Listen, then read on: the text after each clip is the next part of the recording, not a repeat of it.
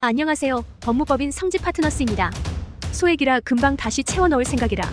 회사 내에 있는 법인카드를 마음대로 사용하게 되면 어떻게 될까요?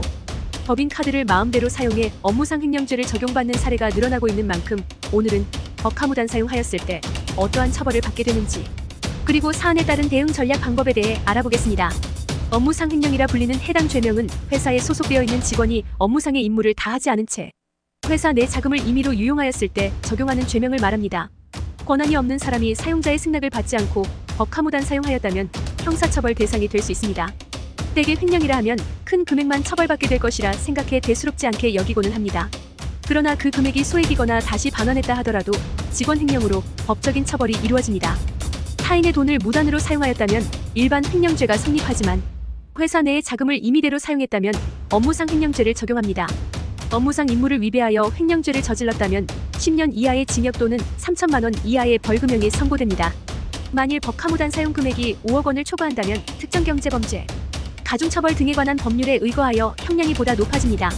직원 횡령으로 이득 본 금액이 5억 원 이상 50억 미만이라면 3년 이상의 유기징역, 이득액이 50억을 넘어간다면 무기 또는 5년 이상의 징역형의 처벌을 하고 있습니다. 즉 편취한 금액이 5억 이상이라면 특경법 위반에 해당해 무조건 실형을 선고하는 만큼 본 죄명의 형은 가볍지 않습니다. 또한 횡령의 기간과 금액 및 지속적으로 법카무단 사용한 흔적이 있다면 더욱 중한 처벌이 내려집니다. 직원 횡령, 이것을 확인해 보아야 합니다. 죄가 성립하기 위해서는 불법 영득 의사가 있었는지를 따져보아야 합니다. 법카무단 사용을 했다 하더라도 불법 영득 의사가 없다면 죄가 성립하지 않기에 반드시 횡령을 할 목적을 가지고 있었는지를 확인해야 합니다. 혐의를 받게 되면 가장 먼저 경찰에 출석해 조사를 받으라는 요청을 받게 됩니다. 이 자리에서 경찰이 묻는 질문에 대해 올바른 답변을 마칠 수 있어야 합니다. 형사 사안은 수사 초기 단계인 경찰 조사가 매우 중요하다는 것을 명심해야 합니다.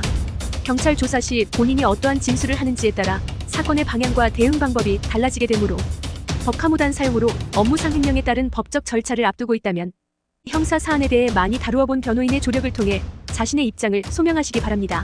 사례: 업무상 횡령, 집행유예 2년 선처 사례. 의뢰인은 제조업회사의 직원으로 자재 관리 업무를 담당하고 있었습니다. 의뢰인은 재고를 관리하던 중 부족한 물품이 있어 회사 카드로 자재를 구입을 했습니다. 이후 이 사실을 보고하지 않았으나 아무런 문제가 생기지 않자 회사 자금에 욕심을 가지게 되었습니다.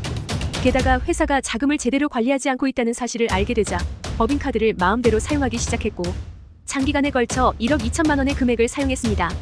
이 일로 법적 절차를 앞둔 이는 선처의 가능성을 높이기 위해 저희 법무법인에 내방했습니다.